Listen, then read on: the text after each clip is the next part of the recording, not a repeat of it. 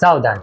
पिछले एपिसोड में हमने हीमोग्लोबिन का चमचमाता हुआ शुद्ध फेरस इंजन बनते हुए देखा था, पर क्या आपको पता है कि आपके बॉडी का ये ऑक्सीजन डिलीवरी बॉय कभी कभी एक विलन के प्यार में इतना अंधा हो जाता है कि आपका दम घुटने पर उतर आए।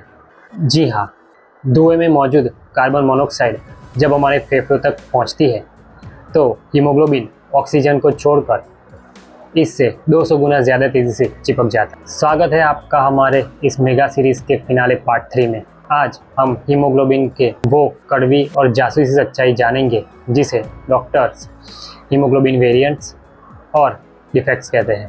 कैसे हमारा रेड सेल आधा चांद बनकर सिकल सेल का रूप धारण कर लेता है और प्रेगनेंसी के दौरान महिलाओं में क्या क्या बड़े बदलाव आते हैं।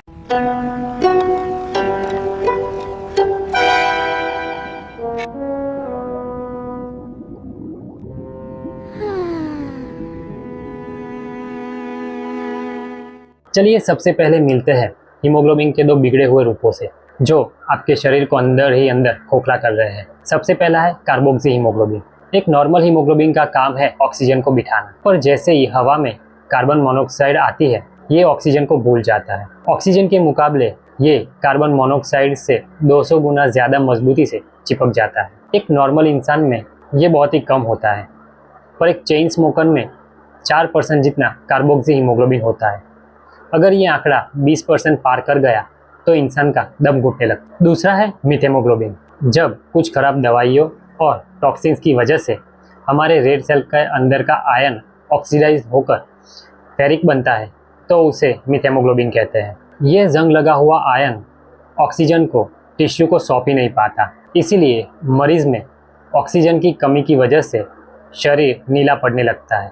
डॉक्टर्स उसे साइनोसिस कहते हैं। हमारे रेड सेल के अंदर एक नेचुरल मैकेनिक होता है जो इसे हमेशा 1% से कम पर मेंटेन रखता है।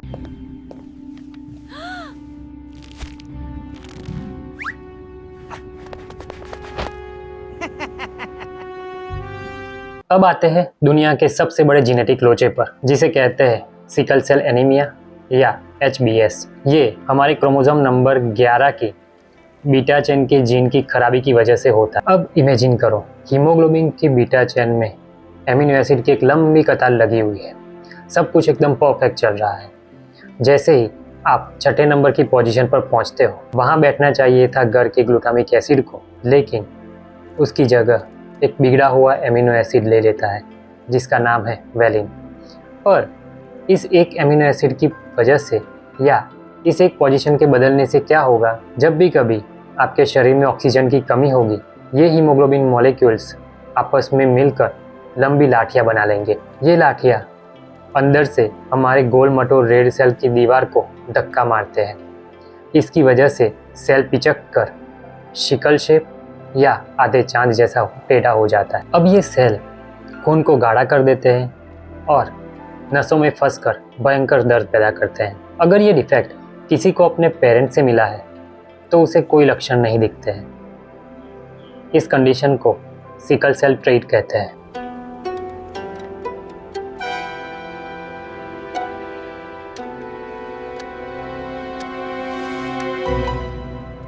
सिकल सेल के अलावा इस खानदान में और भी कई बहरूपी कजीन्स हैं। बात करते हैं haemoglobin C।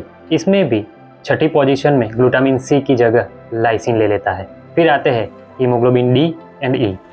Haemoglobin D Punjab के लोगों में सबसे कॉमन वेरिएंट है और हीमोग्लोबिन E हमारे भारत के पश्चिम बंगाल और उत्तर पूर्व इलाकों में खूब पाया जाता है। फिर आते हैं अनस्टेबल हीमोग्लोबिन्स। कुछ हीमोग्लोबिन्स इतने नाजुक होते हैं कि ज़रा सा स्ट्रेस पड़ने पर टूट जाते हैं और हमारे RBC की दीवार में कचरे की तरह जमा होने लगते हैं। डॉक्टर माइक्रोस्कोप में इसे हेंस बॉडी के रूप में देखते हैं। और यही आता है थैलेसीमिया का राज। वेरिएंट्स में तो हीमोग्लोबिन की सिर्फ क्वालिटी ख़राब होती थी, लेकिन थैलेसीमिया में हीमोग्लोबिन बनने की मात्रा यानी कि क्वांटिटी कम हो जाती है। अगर अल्फ़ा चेन बनाने वाले जीन्स सो जाए तो अल्फ़ा थैलेसीमिया, और अगर बीटा चेन बनाने वाले जीन्स में म्यूटेशन आ गया तो बीटा थैलेसीमिया हो जाता है।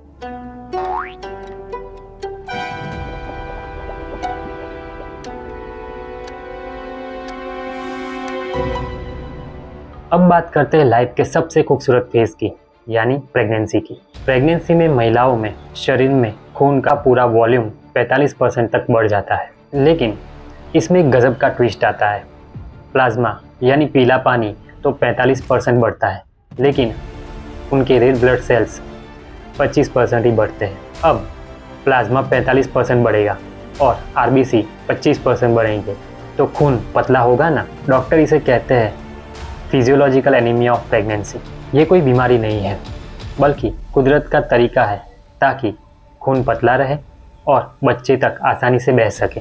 इसी समय महिलाओं में आयरन और फॉलिक एसिड की डिमांड बढ़ जाती है और जब वो नन्हा बच्चा पैदा होता है तो उसके हीमोग्लोबिन की मात्रा वयस्कों से ज़्यादा होती है, लगभग 16.5 से 17 ग्राम पर डेसीलीटर तक। उसमें नॉर्मल हीमोग्लोबिन नहीं होता, बल्कि 90% से ज़्यादा फीटल हीमोग्लोबिन यानी कि HbF होता है। तो दोस्तों, आज के हमारे इस आखिरी पार्ट 3 के साथ हमने खून बनने का पूरा सफ़र और इसके सारे बुनियादी सीक्रेट्स समझ लिए।